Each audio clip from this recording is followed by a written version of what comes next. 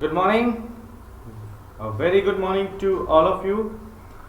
Today we will discuss about the verb. It is very important chapter for every kind of examination. In your examination, in session, error detection, gap filling, and the rest of other story making, in every sector, this chapter will help you a lot.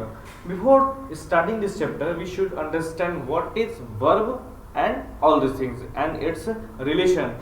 In previous lesson, noun, I have trying to make you more understand, and I am just trying to make you understand about their relation earlier. So you may watch that video of noun, then you may more understand. Now let's start the chapter verb. Verb means what? A verb are the action words in a sentence that describe what the subject is doing. Action, the word, just keep in your mind the word action.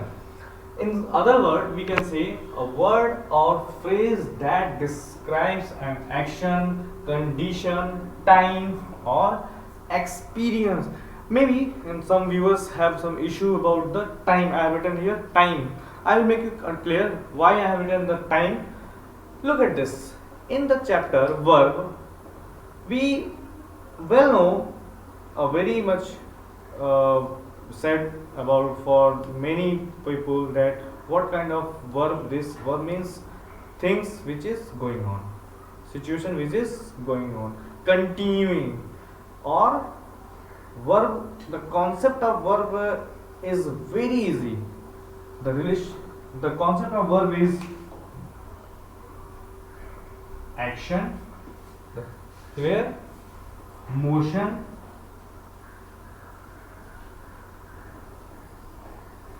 doing words, these are the considered under verb. देखिए verb में ये चीजें होनी ही हैं. क्या होनी है कि जब हम लोग वर्ब शब्द की बात करते हैं तो उसमें आपका एक्शन वर्ब होना चाहिए, मोशन होना चाहिए या काम होना चाहिए. किसमें? अभी यहाँ पे मैंने ये नहीं बताया आपको कि किस टाइप के वर्ब. अभी मैंने कहा वर्ब में ये होना चाहिए. और वर्ब की एक और खासियत होगी कि ये क्या बताएगा आपको? टाइम भी बताएगा. अब ये टाइम बताएगा तो दिमाग में आपका आएगा कि अभी तक तो हम लोग वर्ब के डेफिनेशन में केवल एक्शन डूइंग वर्ड्स ही पढ़ते हैं, ये टाइम कहाँ से आ गया? तो बताते हैं वर्ब में. मैं आपको एक एग्जांपल, छोटा सा एग्जांपल, फिर मैं सारी बातें आज करूंगा. ठीक है. वर्ब मैंने लिखा I am going. Is it a sentence? Clear. I was, it is written. Now let us see. देखिए अगर मैं यहाँ पे वर्ब को ये हटा दूं, गोइंग में ढक लिया, मैंने कहा आई एम और आई वाज, सब्जेक्ट कांस्टेंट है. तो एम क्या बताया? टाइम को बताया. वाज क्या बताया? टाइम को बताया. तो ये क्या है? ये भी तो वर्ब है ना. अब ये आपका हेल्पिंग वर्ब है, दैट इज अनदर केस. लेकिन है तो वर्ब के ही काइंड्स में आएगा. इसलिए यहाँ पे आपको टाइम वर्ड यहाँ पे जोड़ा गया कि जब हम लोग वर्ब पूरे की डेफिनेशन की बात करेंगे तो उसमें कंप्लीट चीजें आएंगी. ठीक है. अब आते हैं इसके रिलेशन की बात. तो कोई भी शब्द केवल अपने परिभाषा से ही पहचाना जाएगा, वर्ड से नहीं.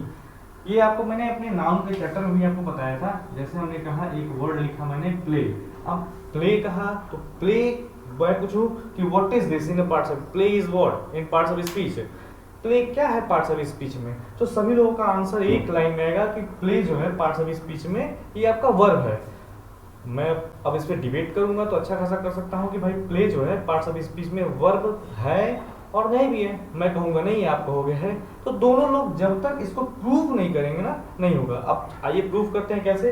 अगर लिखा है मैंने प्ले, तो अब आप अपना तर्क दोगे कि सर प्ले मैंने होता है खेलना, इसलिए ये वर्ब है. तो सेंटेंस से ही तो जानेंगे. तो सेंटेंस आप बनाएंगे, क्या लिखेंगे? I can play. आपने लिखा, वेरी गुड. तो आई सब्जेक्ट हो गया, ये आपका वर्ब हो गया. Very good. अब एकदम सही है कि आपका प्ले वर्ड क्या है? प्ले आपका वर्ब है. अब मैं कहूं कि ना भाई ये प्ले जो है ना वर्ब नहीं है, ये समथिंग एल्स, ये कुछ और है. तो अब आपको हो गया, अब आपके दिमाग में आएगा ये क्या हो गया. सब लोग आज तक तो हम पढ़ते आए थे कि प्ले हमारा वर्ब है. आज नया क्या होगा कि प्ले वर्ब नहीं है. देखो मैं कहा ना कि हम केवल जब तक उसमें परिभाषा नहीं होगा, उसकी डेफिनेशन को प्रूव नहीं करेगा, हम उसको नहीं. यही गलती होता है हमसे एरर डिटेक्शन में, हमारे कंपटीशन में, हमारे एग्जाम में तो हम लोग गलती करते हैं, स्टोरी मेकिंग में, फिल इन द ब्लैंक्स में, यही गलतियां होती हैं कि हम डेफिनेशन को भूल जाते हैं। अब मैं यहां लिखूं अगर प्ले, मैंने लिखा, अब मैंने कहा एक प्ले इज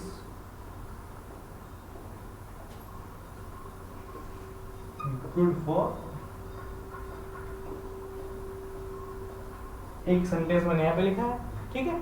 अब मैंने कहा मैं लिखता हूं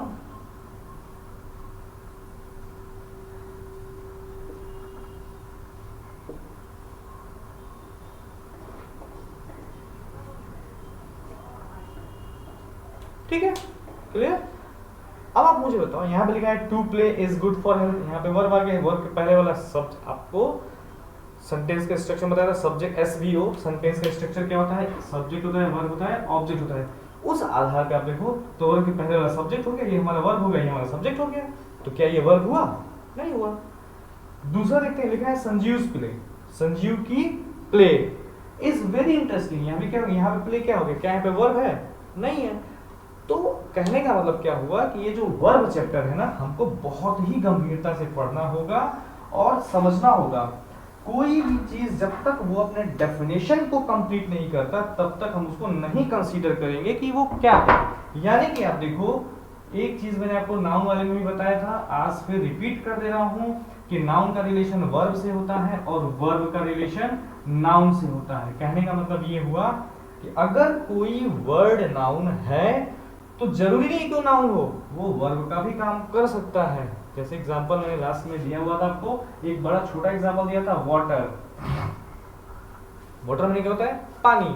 आप बोलोगे सर नाउन तो है, एब्स्ट्रैक्ट नाउन है, बिल्कुल मटेरियल नाउन है, सही है भाई, कि नाउन में क्या हो गया, वाटर नाउन हो गया, सही है। अब मैं वही फिर कहूंगा नहीं भाई वाटर तो नाउन नहीं है, पहले सेंटेंस में यूज करो तो मैं बताऊंगा कि वो क्या है। जब तक ये वर्ड सेंटेंस में यूज नहीं होगा हम नहीं कह सकते हैं कि पर्टिकुलर वर्ड किस पार्ट्स ऑफ स्पीच में है, ठीक है। जैसे आपने कहा वाटर आपका नाउन है, मैं बोलता हूं कि ठीक है नाउन है, तो मैं सेंटेंस लिखता हूं, I water in the plant, I water in the plant. अब यहाँ पे क्या हो गया, अब तो यहाँ पे वाटर वर्ब हो गया ना, तो समझना है हमको, बहुत अच्छे समझना है, ठीक है ना। कि यहाँ पे मैंने क्या लिखा, आई वाटर इन द प्लांट का मतलब वाटर क्या हो गया आपका, ये वर्ब हो गया। तो वही मैं कह रहा हूँ कि नाउन का रिलेशन किससे बनता है, वर्ब से। सिमिलरली वर्ब का रिलेशन भी बनेगा किससे, नाउन से। यानी कि हमको ध्यान किस पे देना है, डेफिनेशन पे देना है, सेंटेंस में किस रूप में यूज हुआ है ये देखना है। केवल हम एक शब्द से ये नहीं बता सकते हैं कि वो किस पार्ट्स ऑफ स्पीच में आता है। तो ये अंडरस्टैंड कर लिया, ठीक है।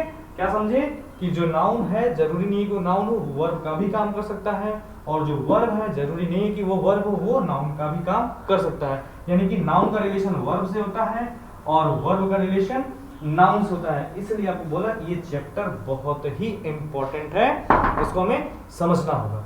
दूसरी चीज लेके चलते हैं आपको, देखिए सेंटेंस में अगर बात करें, अगर सेंटेंस की बात करें तो सेंटेंस का स्ट्रक्चर आपको मैंने पहले ही बताया हुआ था कि क्या क्या होता है, सब्जेक्ट होता है, यहाँ पे प्रेडिकेट होता है, प्रेडिकेट के दो भाग होते हैं, ये आपका वर्ब होता है, और इस प्रकार जो पूरा सेंटेंस में हमारा स्ट्रक्चर होता है वो क्या बनता है, सब्जेक्ट, यहाँ से मिलता है वर्ब और यहाँ से मिलता है हमारा ऑब्जेक्ट। यानी सेंटेंस में हमारा सेंटेंस का स्ट्रक्चर क्या होता है, सब्जेक्ट, वर्ब और ऑब्जेक्ट, ठीक है। That is a combination of sentence. यहाँ तक क्लियर है। अब यहाँ पे जो आएगा वो नाउन होगा, नाउन प्रोनाउन ये सब होगा। ये जो हम लोग पार्ट पढ़ रहे हैं ना, बड़ा इंपॉर्टेंट है, इसके बारे में समझिए थोड़ा। किसी भी सेंटेंस के लिए कहा जाता है कि वर्ब बड़ा इंपॉर्टेंट है, वर्ब नहीं है तो सेंटेंस नहीं है, ठीक है। अब एक चीज समझिए कि अगर हम इसमें बात करें तो वर्ब की बेसिकली बात करें तो वर्ब को हम लोग पार्टली सेंटेंस भी कहते हैं। क्यों कहते हैं, क्योंकि वर्ब अपना मीनिंग जो है ना खुद क्लियर करता है, कॉन्सेप्ट अपना खुद क्लियर करता है, लेकिन in the absence of subject इसको हम लोग सेंटेंस नहीं कह सकते। ऐसा समझिए कि वर्ब को हम लोग अर्धवाक्य भी बोलते हैं, ठीक है, लेकिन सब्जेक्ट को हम लोग अर्धवाक्य नहीं बोल सकते हैं। अब ये ध्यान रखना होगा कि क्यों कह सकते हैं, क्योंकि वर्ब जो होता है ना वो अपना मीनिंग कंप्लीट करता है, सब्जेक्ट अपना मीनिंग कंप्लीट नहीं करता है। एग्जांपल मैं कहूँ अगर राम, मैंने बोला Ram, it is a subject, तो अब राम कहने से क्या कोई मीनिंग निकलेगा क्या, क्या कहा नहीं।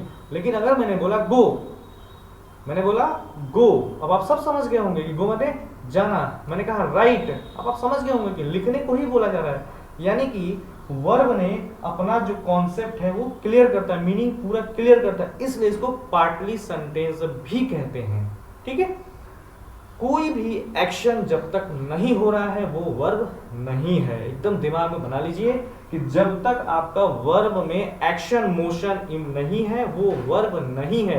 किसी भी वर्ब के लिए एक्शन मोशन का होना बहुत जरूरी। जैसे अब एक चीज समझिए, मैं बोल रहा हूं, आप सुन रहे हो, आई एम स्पीकिंग, मैं बोल रहा हूं, तो ये काम हो रहा है, मैं काम कर रहा हूं, यहाँ पे क्रिया हो रही है, मैं मूव करूं, मैं चलूं, मैं टहलूं, तो मैं आई एम वॉकिंग कहा तो मैं वॉक कर रहा हूं। अब मैं यही कहूं टहलना अच्छी बात है, काम तो नहीं हुआ ना, मोशन तो नहीं हुआ ना, तो वर्ब भी नहीं हुआ।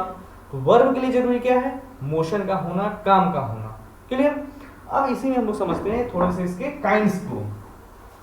काइंड्स में क्या समझेंगे हम लोग कि वर्ब जो होता है वो आपके कुछ इस तरह से होते हैं, जिनको हम लोग मेन वर्ब कहते हैं, हेल्पिंग वर्ब कहते हैं और मॉडल।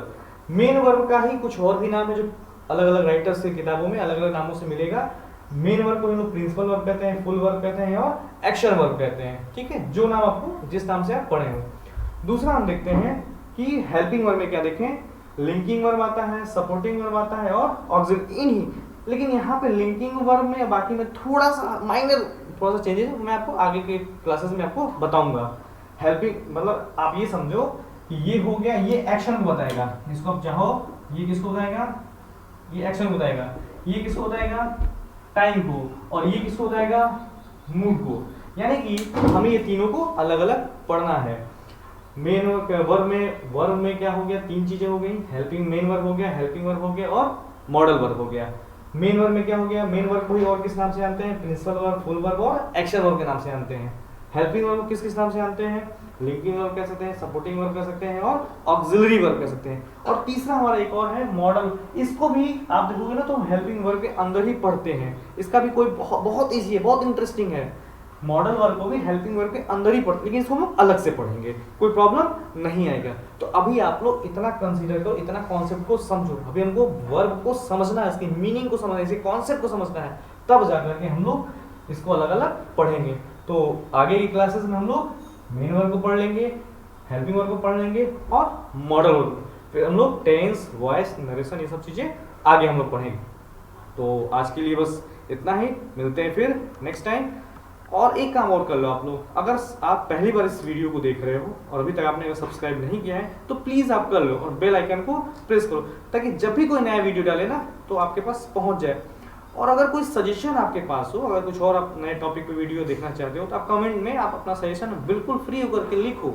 आपके सजेशन मुझे हमेशा उसका इंतजार रहेगा, ताकि मैं उस आधार पर नए बेस मुझे टास्क मिल जाएगा, मैं उस पर काम करूंगा। ठीक है ना, तो मिलते हैं फिर नेक्स्ट टाइम। ठीक है, okay, well and thank you, thanks a lot, keep studying.